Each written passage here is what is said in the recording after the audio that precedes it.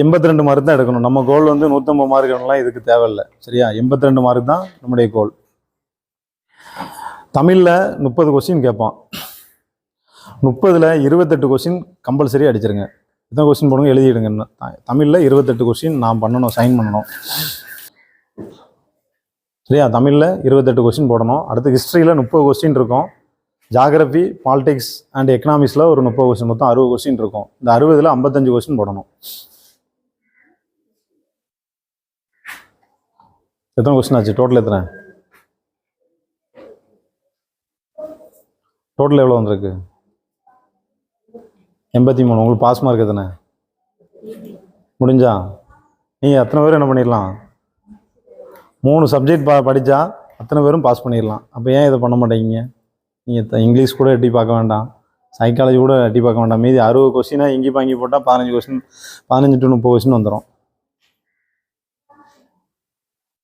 ரிஸ்கே எடுக்காமல் ரஸ்க்கு சாப்பிடலாம். அது அந்த இது வந்து ஆர்ட்ஸ் ஸ்டூடெண்ட்டுக்கு மட்டும்தான் கிடைக்கும். சரியா?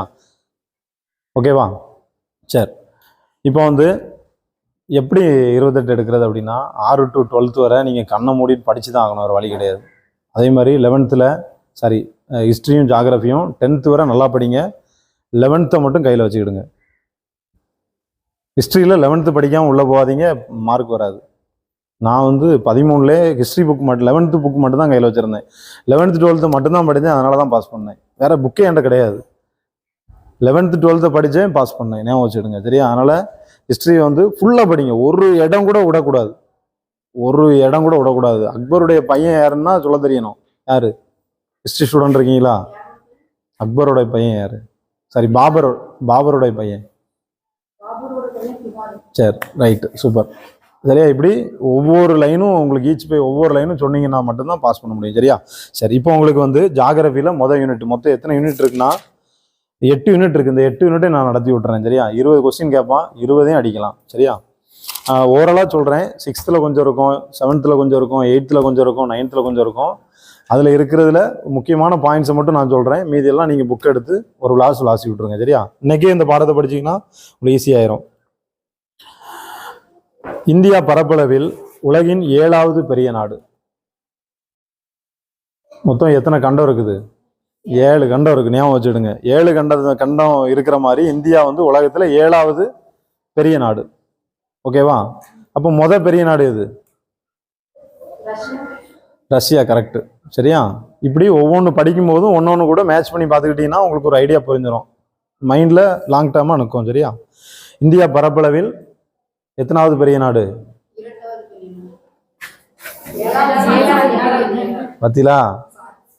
இப்படி தான் நீங்கள் பண்ணுறது என்னதாகும்? இங்கே பாரதிதாசனா பாரதியாரான்னு இருக்கும்போது என்ன பண்ணுவீங்க?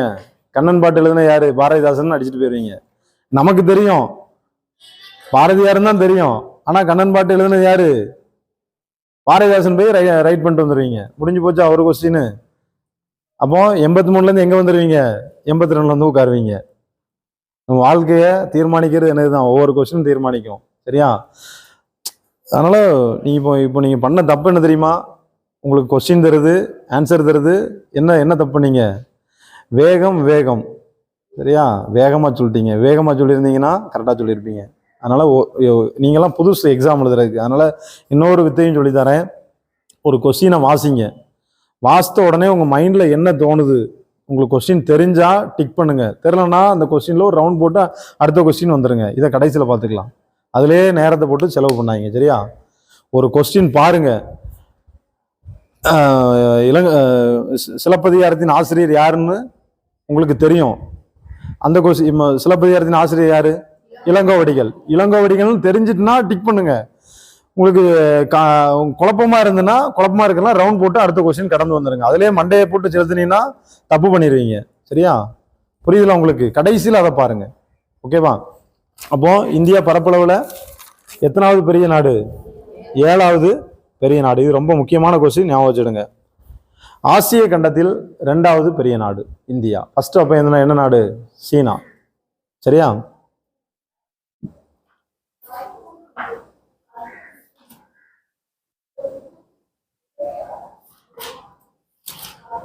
சரி, இன்னொரு பாயிண்ட்.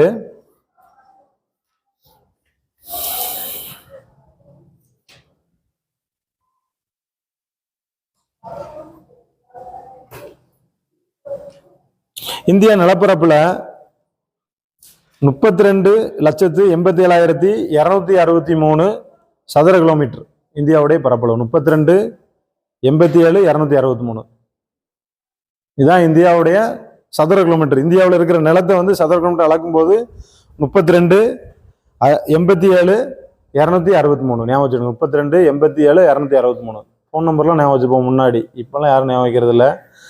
அப்போ 1166 ஒரு நம்பர் உண்டுல்ல, மொபைல் இருக்கும்போது எல்லாரும் ஃபோன் நம்பர் ஞாபகம் இருக்கும். பிரவீனா டக்குன்னு அடிப்போம், அவர் ஜெனிசா உடனே அடிப்போம், ஏன்னா ஞாபகம் இருக்கும். இப்போ மறந்துட்டோம். 32,87,263 இந்தியாவுடைய சதுர கிலோமீட்டர். சரியா? அப்போ இந்தியா வந்து உலகத்துல 7வது பெரிய நாடு. மொத்தம் 7 கண்டம் இருக்கு, 7வது பெரிய நாடு. சரியா? ஆசிய கண்டத்துல 2வது பெரிய நாடு. அப்போ வந்து சீனா. சரியா? இந்தியாவுடைய பரப்பளவு 32,87,263. தூக்கும் போது எழுப்பி கேட்டாலும் என்ன பண்ணணும், சொல்ல தெரியணும். டக்குன்னு என்ன பண்ணிடக்கூடாது, மாத்தி சொல்லிடக்கூடாது. சரியா? 4வது ஒரு பாயிண்ட், இது இந்த 32,87,263 இருக்கு இல்லையா, இது வந்து புவியின் மொத்த பரப்பளவில் 2.4%.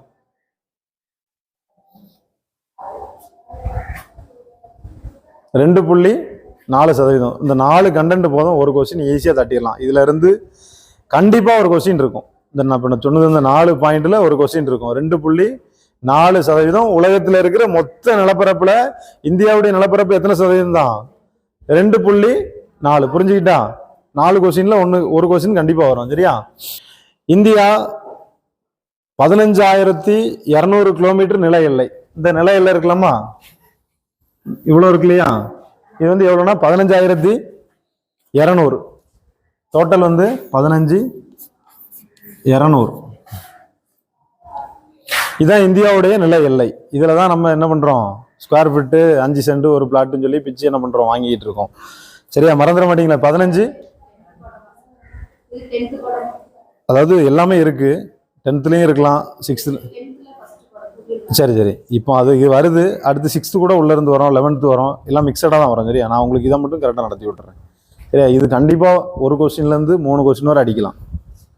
சரியா? ஸ்ட்ராங்கா படிச்சுட்டு போயிடுவோம். சரியா? மேக்ஸிமம் கிளாஸ்லேயே உங்களுக்கு சொல்லி தந்துடுவேன். பேச்சா இருந்தாலும் நேரம் தான் கிடைக்கல, அதோடய கிளாஸ்ல எல்லாத்தையும் முடிச்சுட்டு போயிடுவேன். 15,200 இதோடைய நில எல்லை. சரியா? 15,200. சரியா? இது எங்கெல்லாம் தொற்றுருக்கு அப்படின்னா, மேற்கில் பாகிஸ்தானுடனும், மேற்குனா எங்க, இதை 2ஆ பிரிச்சிருங்க. இதுதான் மேற்கு. சரியா? இது மேற்கு, இது என்னது கிழக்கு, இது வடக்கு. சரியா? வடக்கு. இது என்னதுமா, தெற்கு. சரி, இது வடக்கு. என்ன கன்ஃபியூஸ் பண்ணி விட்டீங்க. சரியா? அப்போ மேற்குல பாகிஸ்தான்,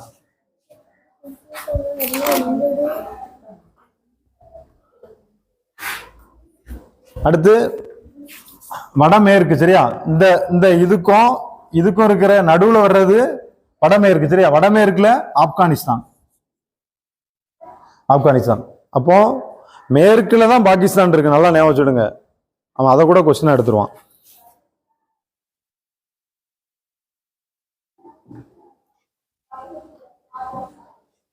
வடக்குல சீனா, நேபாள், பூடான் 3 இருக்குது. வடக்குல இதான் வடக்கு. வடக்குல சீனா இருக்கு, நேபாள் இருக்கு, இன்னொன்னு என்ன சொன்னேன், பூடான். இந்த நாட்டுக்கெல்லாம் போகணும்னு ஆசை இருக்கு அவங்களுக்குலாம். நான் இதுவரை போயிட்டு வந்துட்டேன்மா, இந்தியாவில் இதுவரை போயிட்டேன், லடாக் வரை போயிட்டு வந்துட்டேன். எப்படி வேலை கிடைச்சிதான் போயிட்டு வந்தேன், இல்லைன்னா நம்மள யார் கூட்டு போவா.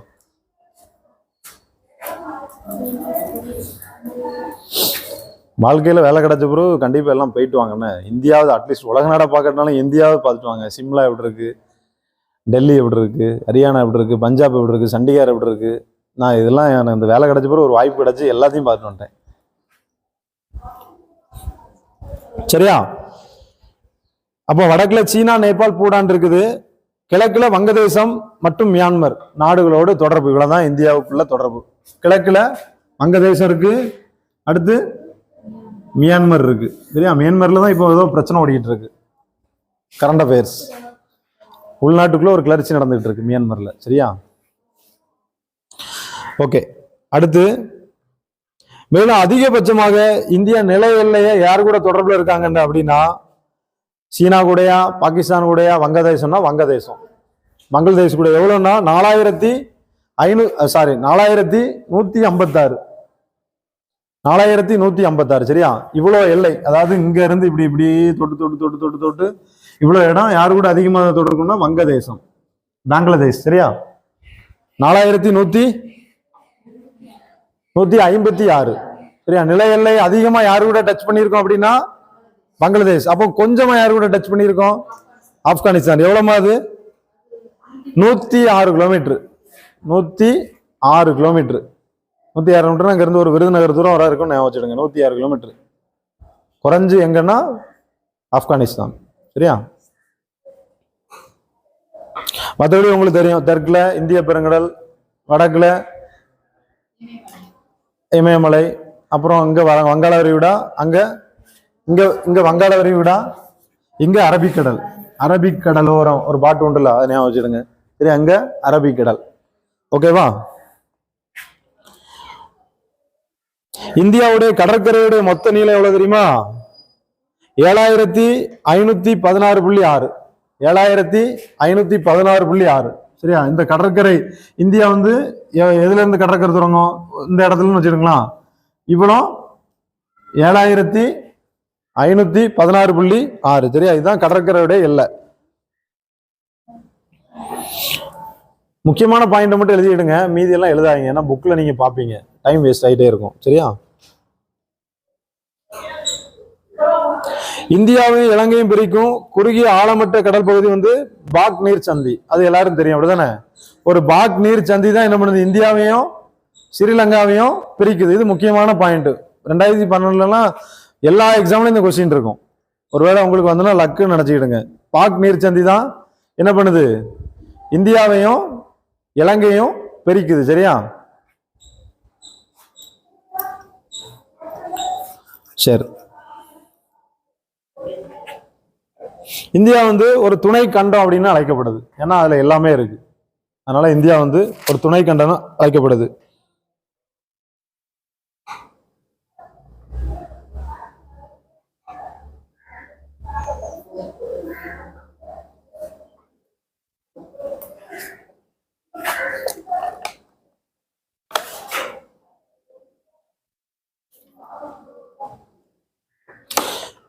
இந்தியாவுடைய அமைவிடத்துடைய பரப்பளவு வந்து 8°4 வட அச்சம் முதல் 37°6 வட அச்சம் வரை. அது புரியுதுங்களா?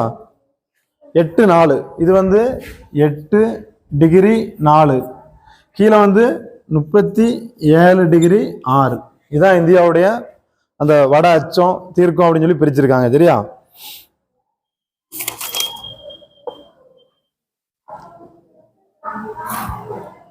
சரி ஒரே நிமிஷம் மாற்றி எழுதிட்டேன். 8 வந்து கீழே எழுதுங்க, 37 மேலே எழுதிடுங்கண்ணே. அப்போ கன்னியாகுமரி வந்து 8-4, 8°4. அது வந்து 37-6 சரியா. இது வந்து மனப்பாடம் பண்ணி தான் ஆகணும், வேற வழியே கிடையாது.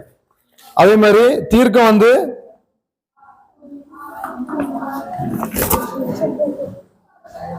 68-7 சரியா. 68-7°. இது வந்து 97-25. 97°25 தீர்க்கம் சரியா. இப்படி 2 கோடு வந்து இந்தியாவை வச்சு பிரிச்சிருக்காங்க. கீழே வந்து 8°4 வட அச்சம் முதல் 37°6 சரியா. இங்க எப்படி பிரிச்சிருக்காங்கன்னா 68°7, இங்க வந்து 97.7°25 தீர்க்கமா பிரிச்சிருக்காங்க. புரியுதா? இது ரெண்டா இப்படி பிரிச்சு கணக்கிட்டு இருக்காங்க. இதை வந்து மனப்பாடம் பண்ணிடுங்க சரியா, வேற வழியே கிடையாது. அப்ப 8-4-37-6 ஓகே. 8-4-37-6, 68-7 97 25 இதை வந்து மனப்பாடம் பண்ணிடுங்க. இதையும் கேட்டிருக்கான், ஒரு கொஸ்டினும் மிஸ் பண்ணிடுறாங்க. சரியா?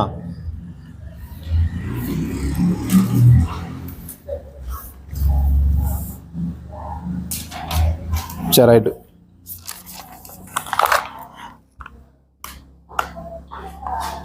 இந்திய திட்ட நேரம் ஸ்டாண்டர்ட் டைம் இந்தியாவுடைய போயிட்டோம், இந்தியாவுடைய ஸ்டாண்டர்ட் டைம். சரியா? இந்தியாவுக்குள்ள மொத்தம் 30 தீர்க்க கோடு இருக்குன்னு சொல்லி ஒரு கணக்கிட்டு இருக்காங்க.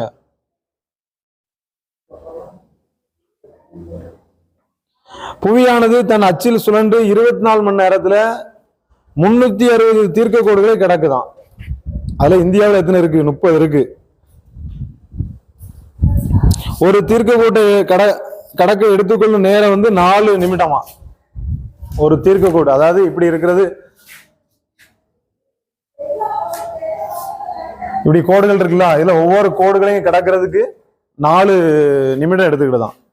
சரியா? சரி, 4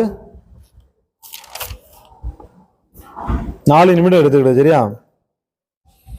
எனவே இந்தியாவின் மேற்கே உள்ள குஜராத் மாநிலத்திற்கு 68 டிகிரி 7, கிழக்கே உள்ள அருணாச்சல பிரதேச மாநிலத்திற்கு 97.25 அதை எடுத்துக்கிடுது.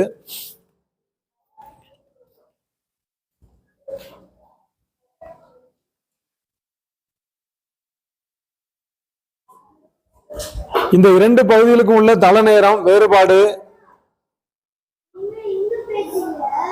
1 மணி நேரத்துக்கு 57 நிமிடம் 12 வினாடி. இது புக்ல போட்டிருக்கா, நீங்க பாத்துடுங்க. சரியா? தோராயமாக 2 மணி நேரம் அதோடைய டிஃபரெண்ட் வந்து, அதாவது இங்க சூரியன் வர்றதுக்கும் அங்க வர்றதுக்கும் ஒரு 2 மணி நேரம் டிஃபரெண்ட் சொல்லியிருக்கான். இது அவ்வளவு ஸ்டாண்டர்டா கேட்க மாட்டான். இந்தியாவின் தென்கோடி முனை வந்து முன்பு வந்து பிக் மெலியன் என்று அழைக்கப்பட்ட இந்திரா முனை. இப்ப என்ன இருக்கு அப்படின்னா குமரி முனை. இப்போ முன்னாடி வந்து என்ன இருந்துச்சு? இந்திரா முனை இருந்துச்சு. அந்த தீவுலாம் இப்போ தண்ணியில மூழ்கினதுனால இப்போ குமரி முனையை எடுத்திருக்கான். சரியா? அதான் இந்தியாவின் தென்கோடி முனை. இந்தியாவினுடைய தென்கோடி முனை வந்து குமரி முனை. சரியா?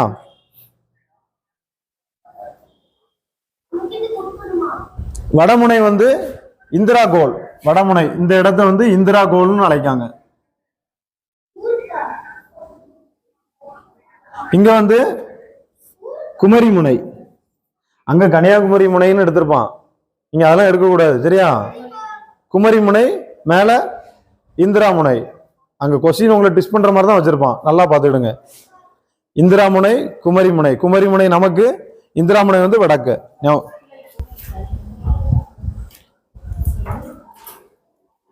காஷ்மீர் டு கன்னியாகுமரி வரை, இது காஷ்மீர்னு வச்சிருங்களா. காஷ்மீர் டு கன்னியாகுமரி வரை எவ்வளவு கிலோமீட்டர் தூரம் அப்படின்னா 3214 கிலோமீட்டர். 3214. காஷ்மீர் டு கன்னியாகுமரி வரை 3214 கிலோமீட்டர்.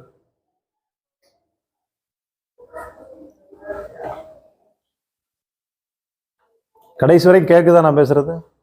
கேக்குதுல்ல? உங்களுக்கு கவனிக்கவே இல்லை, 2 பேரையும் இப்பதான் பாக்குறேன். வாரேன். அப்புறம் குஜராத்ல இருந்து அருணாச்சல் பிரதேசம் வரை 2933. 2933.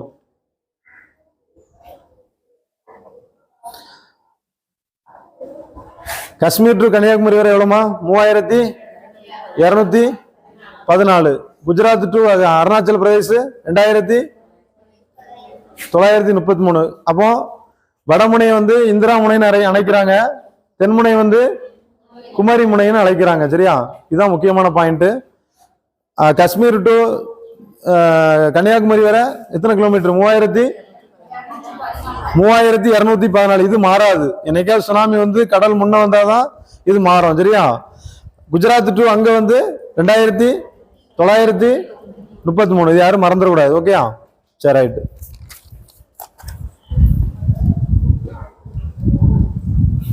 சரி, அடுத்து ஒரு பாக்ஸுக்குள்ள ஒண்ணு போட்டிருக்கான். ஆந்திர பிரதேசத்தின் தலைநகரம் அமராவதி நகர் ஆகும். மறுசீரமைப்பு சட்டத்தின்படி 2024 வரை ஹைதராபாத் நகரம் ஆந்திர பிரதேசம் மற்றும் தெலுங்கானா மாநிலங்கள் தலைநகரம். அதாவது ஆந்திராவுக்கு வந்து தலைநகர் இப்ப இல்லை, அமராவதி தான் தலைநகரம் ஆக்கணும் அப்படின்னு சொல்லி சொல்றாங்க. தற்சமயம் எது தகரமா இருக்குன்னா ரெண்டுக்கும் சேர்த்து, அதாவது தெலுங்கானாவுக்கும் ஆந்திராவுக்கும் சேர்த்து எது இருக்குன்னா ஹைதராபாத். 2024 அப்புறம் அமராவதி நகர் தெலுங்கானாவுக்கு. சரியா? இது முன்னாடி உள்ளது, இப்போ வரைக்கும் வச்சிருக்கான். சரியா? பாக்ஸில் போட்டிருக்கேன், அதனால ஞாபகம் பண்ணிங்க. ஆந்திராவுக்கு வந்து அமராவதி நகர், தெலுங்கானாவுக்கு வந்து ஹைதராபாத். மறுசீரமைப்பு சட்டத்தின்படி 2024 அப்புறம் அமராவதி நகரை தெலுங்கானாவுக்கு ஆந்திராவுக்கு தலைநகராக வச்சிருக்கான். சரியா? இது ஒரு பாயிண்ட். அடுத்து இந்தியாவின் முக்கிய இயற்கை பிரிவுகள். என்ன இயற்கை பிரிவுகள்லாம் இந்தியாவில் இருக்கு? ஃபர்ஸ்ட் வந்து இமயமலை, எழுத வேண்டாம். அடுத்து வட இந்திய சமவெளி, அடுத்து தீபகற்ப பீடபூமிகள், இந்திய பாலைவனம், கடற்கரை சமவெளி, தீவுகள். இவ்வளவு தான் இருக்கு. மொத்தம் 6 பாயிண்ட் இருக்கு. இமயமலை இருக்கு, வடபெரு சமவெளி இருக்குது, அடுத்து இந்திய பாலைவனம் இருக்கு, தீபகற்பம் இருக்கு. தீபகற்ப பீடபூமினா அந்த மகாராஷ்டிரா அந்த பக்கம் உள்ள இடம்லாம் தீபகற்ப பீடபூமி. அடுத்து வந்து இந்திய பாலைவனம், பாலைவனம் எங்க இருக்கு? ராஜஸ்தான்ல இருக்கு. அடுத்து கடற்கரை சமவெளி. கடற்கரை சமவெளி எங்க இருக்கு?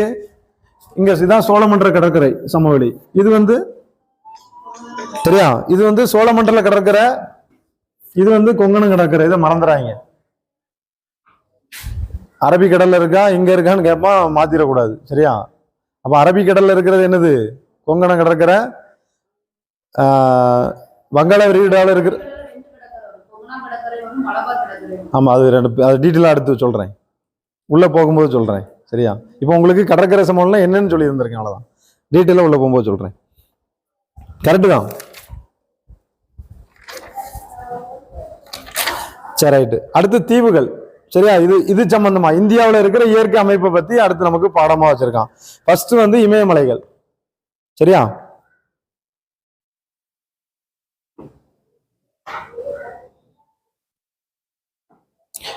இமயமலை வந்து வடக்கு மலை, இளமையான மலை அப்படின்னு சொல்லி அழைக்கிறாங்க. வடக்கு மலை, இளமையான மலை அப்படின்னு சொல்லி இமயமலை வந்து சொல்றாங்க. சரியா?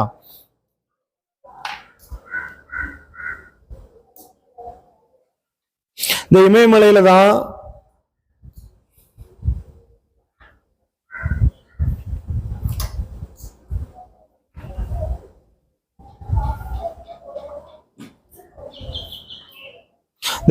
தான் பாமீர் முடிச்சுன்னு ஒரு இதை சொல்றாங்க. அது வந்து அந்த பாமீர் முடிச்சு வந்து உலகின் கூரை என்று அழைக்கப்படுது. இமயமலையில தான் பாமீர் முடிச்சு இருக்குது. அந்த பாமீர் முடிச்சு வந்து உலகின் கூரை என்று அழைக்கப்படுது. இது ஒரு முக்கியமான கொஸ்டின், ஞாபகம் வச்சுடுங்க.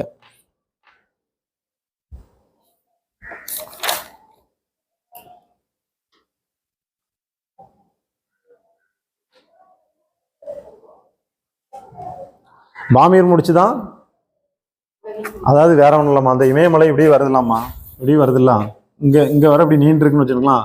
இது ஆரம்பிக்கிற இடம் வந்து பாமீர் முடிச்சு. சரியா? அதான் உலகின் கூரை அப்படின்னு சொல்லி அழைக்கிறோம், வேற ஒன்றும் இல்லை. சரியா? அது புக்கில் இல்லை, நான் படிச்சது சொல்றேன்.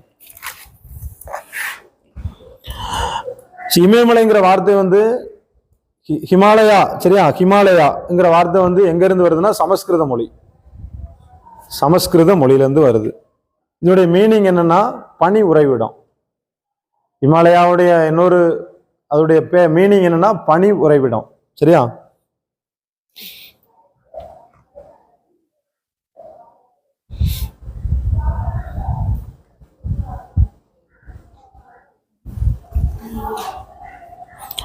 இந்த இமயமலை வந்து 3ஆ பிரிக்கலாம். டிரான்ஸ்மலை எழுத வேண்டாம். இமயமலை, கிழக்கு இமயமலை, இது வந்து டிரான்ஸ் மலைன்னு அழைக்கிறான். இந்த ஏரியாவில் கிராஸ் ஆகிற மலை வந்து டிரான்ஸ் மலைன்னு அழைக்கிறான். சரியா? இப்படி இவ்வளவு ஒரு இடத்துக்குள்ள வர்ற, இங்க இருந்து வர்ற மலை இதை 2ஆ பிரிக்கான். இது டிரான்ஸ் மலை, அப்புறம் இது இமயமலை, அடுத்து வந்து இங்க நோடி இருக்கிறதுலாம் வடக்கு இமயமலைன்னு சொல்லி 3ஆ பிரிக்கிறான். புரியுதுல உங்களுக்கு?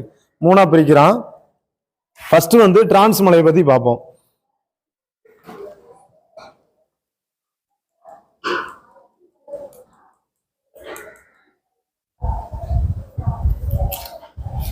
இந்த டிரான்ஸ் மலை வந்து அதிகமா எங்க இருக்குன்னா திபெத்துல தான் இருக்குது. சரியா? திபெத்துல இருக்கு. இது இந்த டிரான்ஸ் மலைக்கு இன்னொரு பேர் வந்து திபெத்தியன் இமயமலை. ஏன்? அது திபெத்தில் தான் அதிகமாக இருக்குது. இந்தியாவோட எங்கே அதிகமாக இருக்கு? இந்தியாவுக்கு வடக்கில் தான் திபெத் இருக்குது.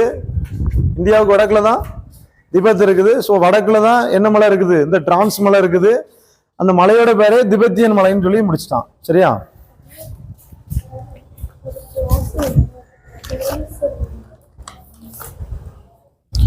காஷ்மீர் டு கன்னியாகுமரி வரை எவ்வளவு நீளம் இருக்குது? பார்த்து சொல்லக்கூடாது, பார்க்காம சொல்லுங்க. 3000. சரி, இங்க இருந்து சூப்பர், 2933. எல்லாரும் பாஸ் பண்ண போறீங்க இந்த கிளாஸ்ல. சரியா? கண்டிப்பா பாஸ் பண்ணிடணும். சரியா? சரி, இந்த திபெத்திய இமயமலையில முக்கியமான மலைத்தொடர்கள் என்னெல்லாம் இருக்கு அப்படின்னா, எழுத வேண்டாம். சாஸ்கர், லடாக்கு. நான் லடாக் போயிருக்கேன், எனக்கே இப்பதான் புரியுது. அப்போ டிரான்ஸ் இமயமலையில தான் என்ன இருக்கு? லடாக் இருக்கு. லடாக் வந்து ரொம்ப சில்லுன்னு இருக்கும், ஃபுல்லா பனிக்கட்டி தான். யாரெல்லாம் ஃப்ளைட்ல போயிருக்கீங்களா? இதுல நீங்க போயிருக்கீங்களா? சரி, வெளிநாடு போயிருக்கீங்களா? இங்கேயா? டெல்லி போயிருக்கீங்களா? எல்லாரும் போங்க, போய் சுத்துங்க. சரியா? வேலை கிடைச்ச பிறகு வாழ்க்கையில எல்லாத்தையும் அனுபவிங்க. நான்லாம் 10 நாள் டெல்லியில தான் கிடந்தேன். நல்ல ரூமு, நல்ல சாப்பாடு, நல்லா சுற்றிட்டு நல்லா என்ஜாய் பண்ணணும். அப்படியே நீங்களும் என்ன பண்ணணும்? என்ஜாய் பண்ணணும். சரியா? அப்போ சாஸ்கர், லடாக்கு, கைலாசு. கைலாசனே ஒரு ஞாபகம் வருது. யாரு? நித்யானந்தாவா? கைலாசமலை. கரெக்ட். அதெல்லாம் எங்க தான் இருக்கு? இந்த டிரான்ஸ் இமயமலையில இருக்கு. சரியா? அடுத்து இமயமலை. இமயமலையை 3ஆ பிரிக்கிறான். 4ஆ பிரிக்கிறான். சாரி, 3ஆ தான் பிரிக்கிறான். பெரிய இமயமலையை வந்து இமாத்திரின்னு சொல்றான். அடுத்து சிறிய இமயமலையை வந்து இமாச்சல்னு சொல்றான். அடுத்து சிவாலிக் அல்லனா வெளி இமயமலைன்னு 3ஆ பிரிக்கிறான். இமயமலையை 3ஆ பிரிக்கிறான். இமாத்திரி, அடுத்து இமாச்சல், அடுத்து சிவாலிக் அப்படின்னு 3 பிரிக்கிறான். இமாத்திரி, இமாச்சல், சிவாலிக் 3ஆ இமயமலையை பிரிக்கிறான். அதுல ஃபர்ஸ்ட் வந்து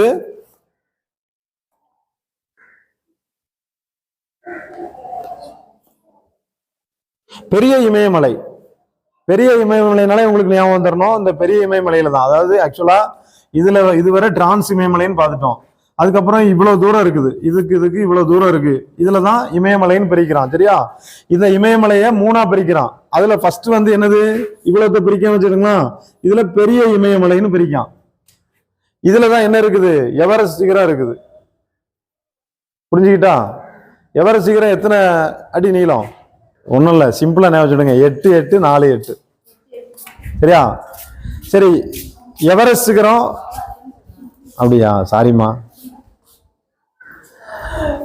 எவரெஸ்ட் சிகரம் எந்த நாட்டில் இருக்குது? கரெக்ட்.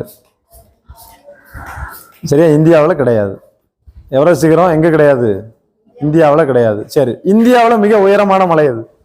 இப்போ வாங்க வலிக்கு. இப்போ அவன் அதுதான் கொஸ்டினா கேட்பான். எவரெஸ்ட்ங்கிறது எல்லாருக்கும் தெரியும். இந்தியாவில் உயரமான மலை அது. சூப்பர். K2 என்று அழைக்கப்படும் காட்வின் ஆஸ்டின் சிகரம். சரியா? அதான் அது பேர் வந்து காட்வின் ஆஸ்டின். சரியா? Godwin Austin. நீங்க அங்க கன்ஃபியூஸ் ஆயிடக்கூடாது. காட்வின் ஆஸ்டின் K2 என்று அழைக்கப்படுது. அதுதான் இந்தியாவில் உயரமான ஒரு சிகரம். இதோட உயரம் சொல்லுங்க பார்ப்போம். அவன் உங்களுக்கு பாஸ் பண்ண விடாத அடுத்தடுத்து கேட்பான். இதுதான் அவனுடைய வேலை. அதாவது உலகத்துல சொல்லியாச்சு 8, 8, 4, 8. அது வர உங்களுக்கு தருது. அடுத்து அவன் என்ன பண்றான்? இந்தியாவுக்கு வரான். இந்தியாவில் உயரமான மலை எது? காட்வின் ஆஸ்டின் தெரிஞ்சு போச்சு. அதோடைய உயரம் இது தெரிஞ்சிருக்கணும்ல. நம்ம 86, 11. 86, 11. பாரதியுடைய பிறந்த நாள் எப்போ வருது? 11ல் வருது. அப்படி ஞாபகம் வச்சுக்கிடுங்க. அப்போ 11, 86, 11னா இது அப்படிங்கிற உங்க மைண்ட்ல ஆட்டோமேட்டிக்கா வந்துடணும். சரியா? லாஸ்ட் பெஞ்ச் என்னாச்சு? அக்கா என்னாச்சு? ஒன்றும் பிரச்சனை இல்லையா? எதுனாலும் சொல்லுங்க, பேசி தீர்த்துக்கிடுவோம். திட்டாதீங்க மனசுக்குள்ள. திட்டுறீங்களோ?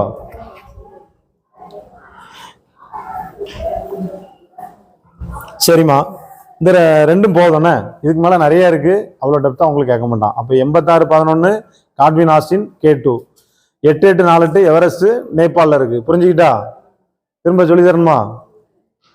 அண்ணே உங்களுக்கு சொல்லி தரணுமா? சரி, ரைட்.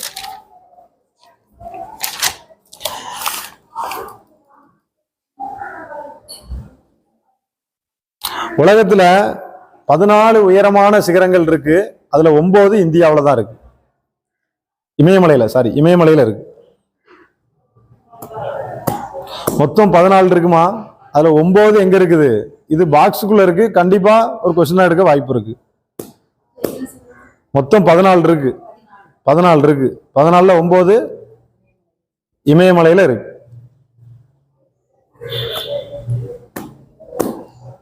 வீட்டுக்கு போகணுமோ?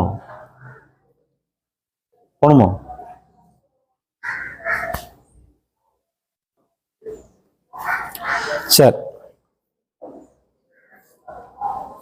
அடுத்து பெரிய இமயமலைக்கு அடுத்து சிறிய இமயமலை இமாச்சல். 2வது சொன்னேன் இல்லையா, இமாச்சல். யாரும் போயிருக்கீங்களா? போனது இல்லையா? இமாச்சல்ல தான் என்ன இருக்கு? இமாச்சல்ல தான் சிம்லா இருக்குது. சிம்லாலாம் போயிட்டு வாங்க, அவ்வளோ அழகா இருந்துச்சு. இது ஏன் சொல்ல வரேன்னா, உங்களுக்கு ஞாபகம் வரும் இந்த இடம்லாம் இருந்தோம் அப்படின்ட்டு. அப்ப இமாச்சல்ல என்ன இருக்குன்னு பார்ப்போம்.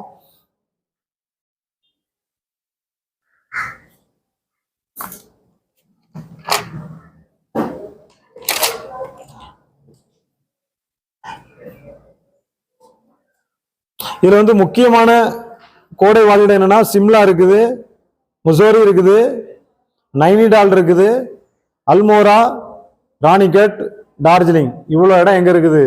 இந்த இமாச்சல் மலையில இருக்கு. புரியுதா? என்னெல்லாம் இருக்கு பாருங்க. சிம்லா, நான் சிம்லா போனதை சொல்லிட்டேன், சரியா? அடுத்து வந்து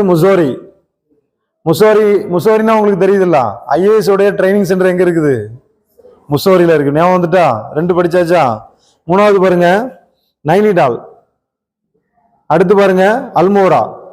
ஒரு பாடப்புத்தகத்தில் உண்டு, நேரு தம் மகளுக்கு சிறையில இருந்து ஒரு கடிதம் எழுதுவாரு. அது எந்த சிறை? அல்மோரா சிறை. அல்மோரா சிறை எங்க இருக்குது? இமாச்சல் மலையில இருக்கு. ஞாபகம் வந்துட்டா? அப்ப 3 மலை படிச்சாச்சு. அப்ப நம்ம படிக்க வேண்டிய என்னதுதான்? நைனிடால் மட்டும் தான் படிக்கணும், சரியா? அடுத்து ராணிகட். அடுத்து டார்ஜிலிங்.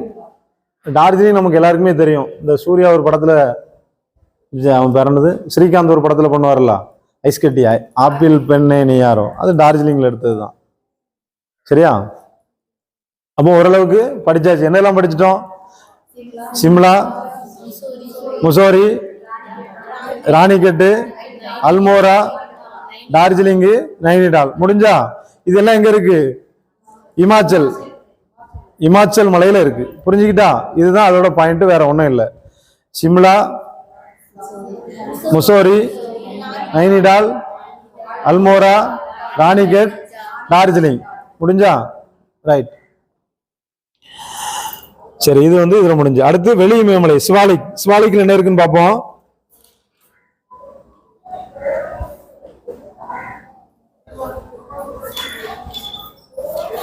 இதுல ஒண்ணுமே இல்லை, சிவாலிக்ல வேண்டாம், சரியா? அடுத்து பூர்வாசல் குன்றுகள்.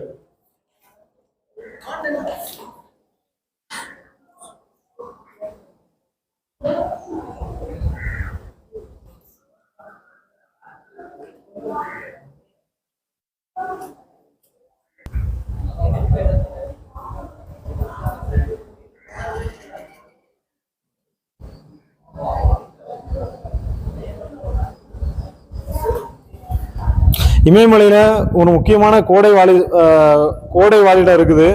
அமர்நாத், கேதார்நாத், பத்ரிநாத், வைஷ்ணவி தேவி கோயில்கள் இம்மலை தொடரில் அமைந்துள்ளது, சரியா? இல்ல, பொதுவா இமயமலையில இதெல்லாம் இருக்கு அப்படின்னு சொல்றான். இந்த மலை இருக்கிறதுனால என்ன பெனிஃபிட் அப்படின்னா, மத்திய ஆசியாவிலிருந்து வீசும் கடும் குளிர்காற்றை இந்த மலை வந்து தடுக்குது. எங்க இருந்து வீசும் குளிர்காற்று? மத்திய ஆசியா, சரியா? இந்த பாயிண்ட்டை ஞாபகம் வச்சுடுங்க. மத்திய ஆசியாவில இருந்து ஒரு பெரிய குளிர் வருது. அந்த குளிரை தடுத்ததுனாலதான் நம்ம என்ன பண்றோம்? கருப்பா இருக்கோம். இல்லைன்னா எப்படி இருப்போம்? நம்ம எப்படி இருப்போம்? வெள்ளையா இருப்போம். புரிஞ்சுக்கிட்டா? ஒரு இடம் எல்லாமே பனிதான். அதுக்கு அந்த பக்கம்லாம் பார்த்தீங்கன்னா அண்டார்டிகா கண்டெல்லாம் அதுக்கு பின்னாடி தான் இருக்குது. அங்க இருந்து வர்ற குளிர் காற்றை தடுக்கிறது எது? இமயமலை. அந்த இமயமலையை தடுத்ததுனால தான் நம்ம என்ன பண்றோம்? கருப்பா இருக்கிறோம். அப்போ அந்த காற்று எங்க இருந்து வருது? மத்திய ஆசியாவில இருந்து வருதுங்கிறத புரிஞ்சுக்கிடுங்க, சரியா? இதுதான் இதுல அடுத்த பாயிண்ட். அடுத்து வடபெரும் சமவெளி. முதல்ல பார்த்தோம் இல்லையா இமயமலை, அடுத்து வடபெரும் சமவெளி. சரியா, வடபெரும் சமவெளின்னு போட்டு வச்சுடுங்க. இதுல ஒரு 2-3 பாயிண்ட் தான் இருக்கும், டக்குன்னு சொல்லிடுறேன்.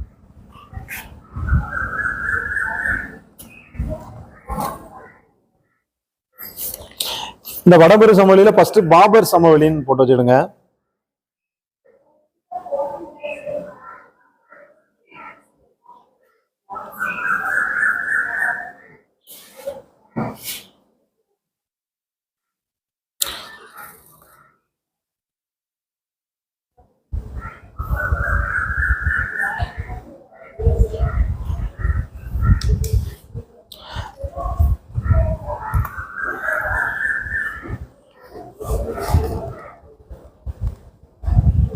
சரி, இந்த பாபர் சமவெளிக்கு அடுத்து அதாவது வடபெரும் சமவெளி பார்த்தோம். அதுல ஃபர்ஸ்ட் பாபர் சமவெளி. சரியா, இது வந்து ஆறுகளால் படிய வைக்கப்பட்ட பெரும் மணல் மற்றும் பலதரப்பட்ட படிகளால் ஆனது. அதுதான் இந்த பாபர் சமவெளின்னு சொல்றான், வேற ஒண்ணுமே இல்லை. இச்சமவெளியில இமயமலை ஆறுகளால் படிய வைக்கப்பட்ட பெரும் மணல் மற்றும் பலதரப்பட்ட படிவுகளால் ஆனது. அதோட சரி, இதை முடிச்சிடறான். சரியா, அடுத்து தராய் மண்டலம் ரெண்டாவது. வடபெரும் சமவெளியில என்னெல்லாம் இருக்குன்னு கொண்டு வரான். ஃபர்ஸ்ட் பாபர், ரெண்டாவது தராய் மண்டலம். இந்த தராய் மண்டலம் வந்து பாபர் சமவெளிக்கு அடுத்து இருக்குது, ஞாபகம் வச்சுடுங்க. இது வந்து அதிக ஈரப்பதம் கொண்ட ஒரு சமவெளி. எது? தராய். சரியா, அந்த 2 பாயிண்ட் இதுக்கு போகும். அடுத்து பாங்கர் சமவெளி மூணாவது. ஒன்றும் இல்லை, இதை கொடுத்துட்டு இதை அடுக்கி காட்டுங்கன்னு கேட்பான். புரியுதா? அதாவது இமயமலையில இது வந்து இதுவரை இருக்கிறது பாபர், இதுக்கப்புறம் என்ன சொன்னேன்?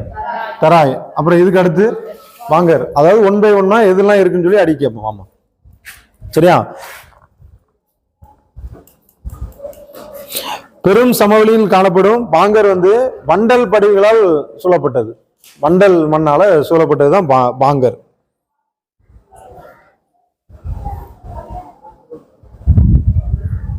வேற ஒண்ணு இல்லை. அடுத்து காதர் சமவெளி.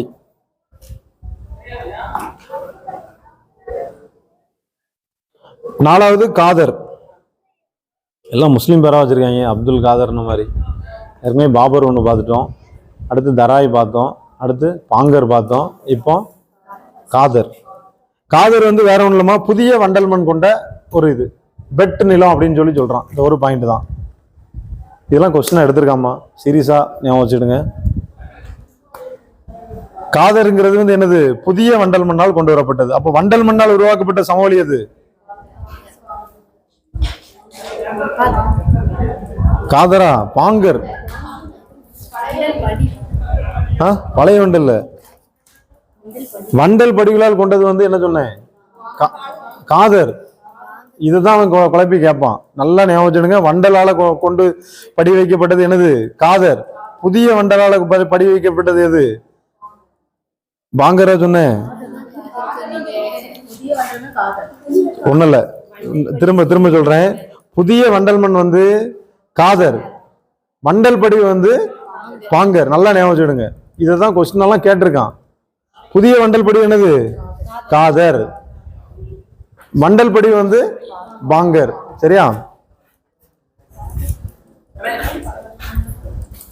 ஏய் போடா, போறேன் ஒரு நிமிஷம் முடிச்சு விட்டுறேன்.